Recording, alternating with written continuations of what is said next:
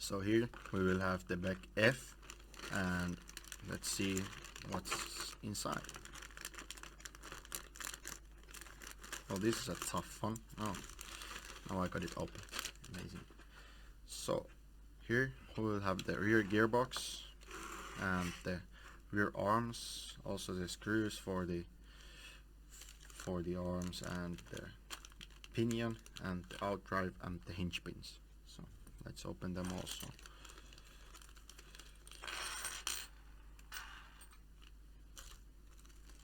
Here we have the hinge pins, here we have all of the screws, and also these rear arms will have the stiffeners, what we have also in the front arms, so you will have a lot of small screws inside here. So let's continue.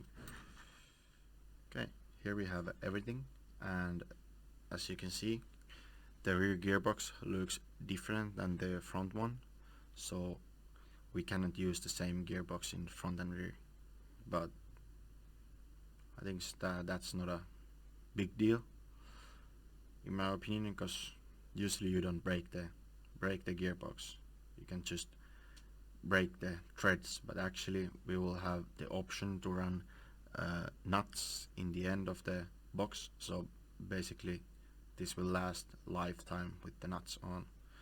So yeah, we start the build by trimming the plastics from the rear arms, so from here and this one and this one and this one. Also remember to use the hobby knife for smoothing these sections smooth, so you won't hurt yourself while building the car or something like that, because otherwise there would be sharp corners and you don't want to have that.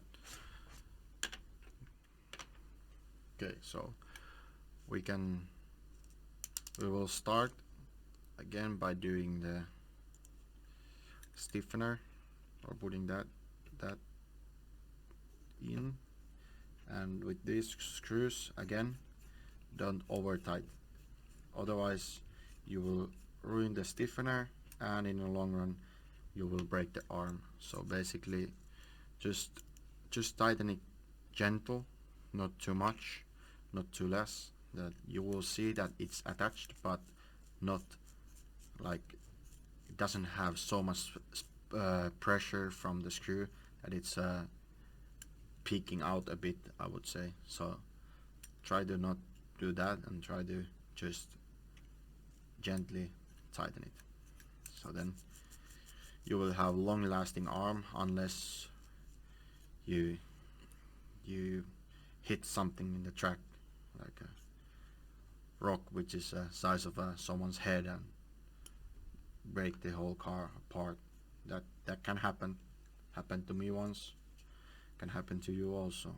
But otherwise, if you don't hit anything, like everybody is perfect usually on the track, so if car breaks down, it's usually not their fault, it's something else. So basically then you shouldn't have any problems with these arms then. So if you don't over tight, they will last forever until you crash. So I don't know when it's that, but hopefully not that, at least at the first test or the first laps. That wouldn't be so nice. And also try to be careful with these screws. You can hurt yourself quite easily, because the fitment for the, if you have like a newer head for the tool, then it could pop out and you will stab yourself. So try not to do that also. So now the screws are in for the stiffeners, then we can put these droop screws in, and again we go with the slight pressure on top of the screw and then just screw it in through the hole, so it will fit there nicely, like so. And then the other one through the hole and then slightly press, and it should be good.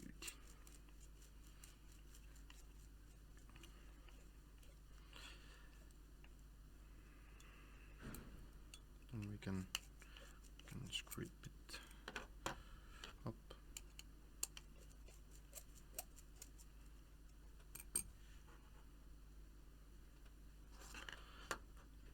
And now the droop screws are in, so we can put the bearings to the gearbox and also put the pinion in, like so, and then find the crop screw for the out drive. And again, we have this nice flat crop screw, so it will grab the pinion better. And bit of thread lock again, and then we put the out drive in, and again here we need to use some force, like so. Now it's properly in, and hopefully will last longer than one practice day. So now we need to check that the hinge pins are going free into the arms, and now when I will drop it in, you can see it gets stuck a bit. It's not that much, but it will get stuck a bit at this point.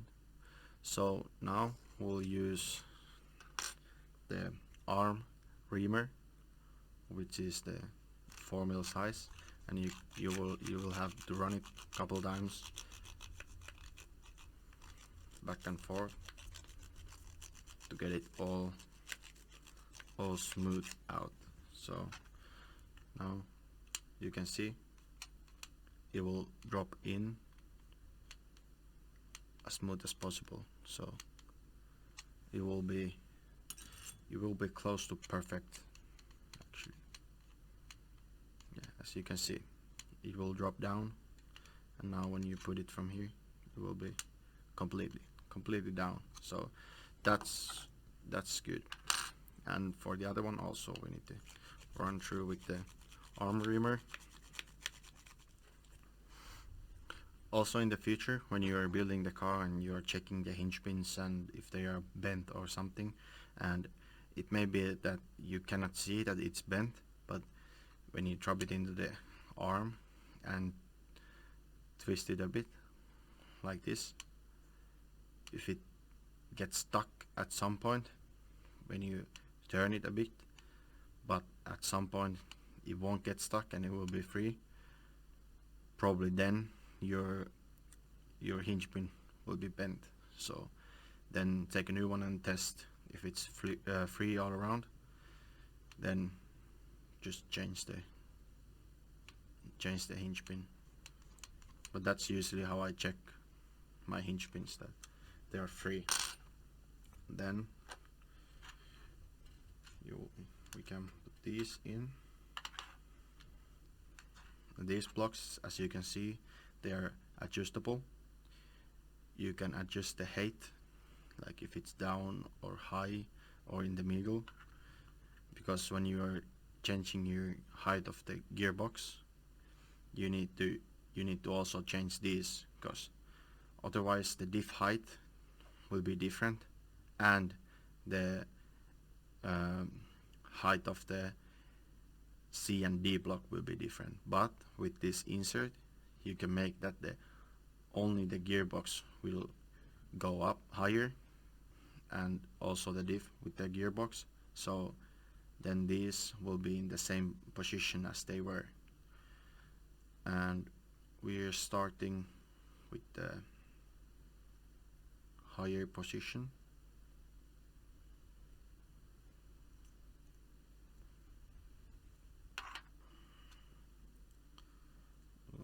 this. No, I almost screwed us over. No, this way, like this. So this flat part will be here, and again, wrong way. This way, like so. Then we can put these long screws through these, like so, and then from here, and then you will put the nuts.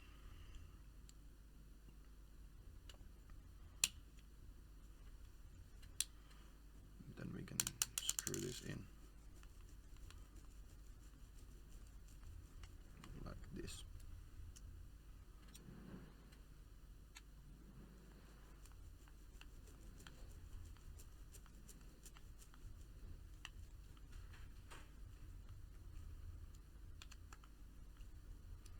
And as you can see, there is a hole for a screw, which is here, but I prefer not to use it, because then you can change this without taking the screw out, and you can actually have the whole piece in the car, and you can just take this out and change the height of these C and D blocks. So I prefer not to use it, but if you want to use it, that's totally fine. And then this plate will be there attached to this this gearbox, so then you cannot drop it in the car, basically. So for that, it's super good to have the screw, but I prefer not to use it.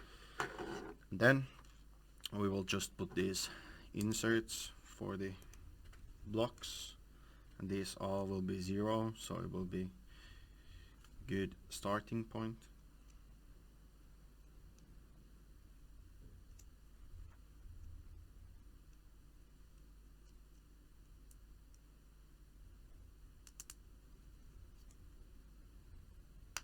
Like this.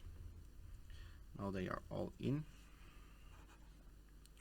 and now we can just put the arms in.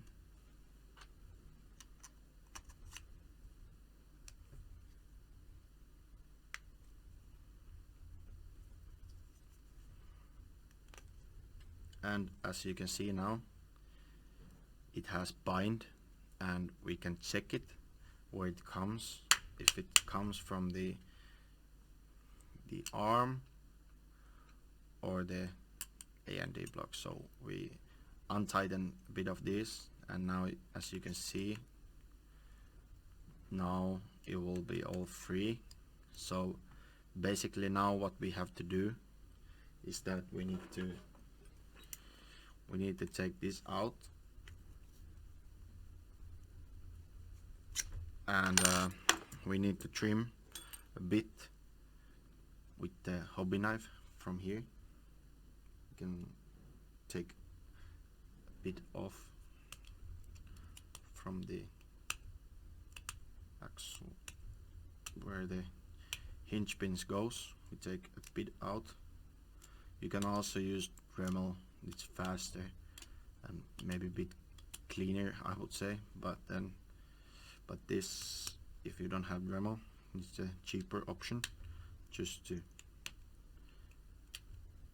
take a bit out with the hobby knife, like so, and then we just run it around with this, with the arm reamer, because there could be some plastic inside, because we trimmed the stuff. As you can see now, it will go there a bit more easily, I would say. And now we can check that, yeah, now it's free. And now we can check, we tighten up these screws and see if it's still free. Now as you can see, it's free. So that's what we want. and that's what we need also, to have the car perfect with zero bind. As I mentioned last time, your car needs to be smooth as your mama's pasta sauce, so that's the goal what we have, to get the car bind free. And if your mom makes not so smooth pasta sauce, then you can blame her that your car is binding, and you don't know what smooth is. So basically that's the whole point when doing the new car, to get it as smooth as possible. Then you will have all of the amazing handling features unlocked when it's all free from the jail, like I said before.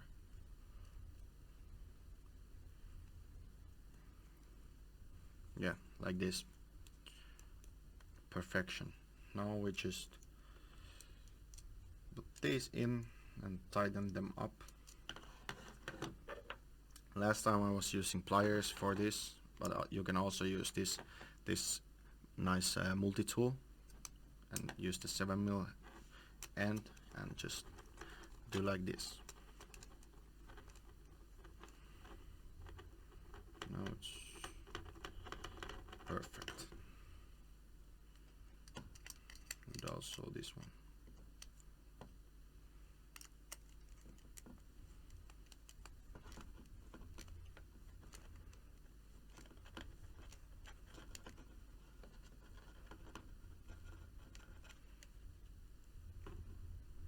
That's all tightened up. Nice. That was start of the rear end.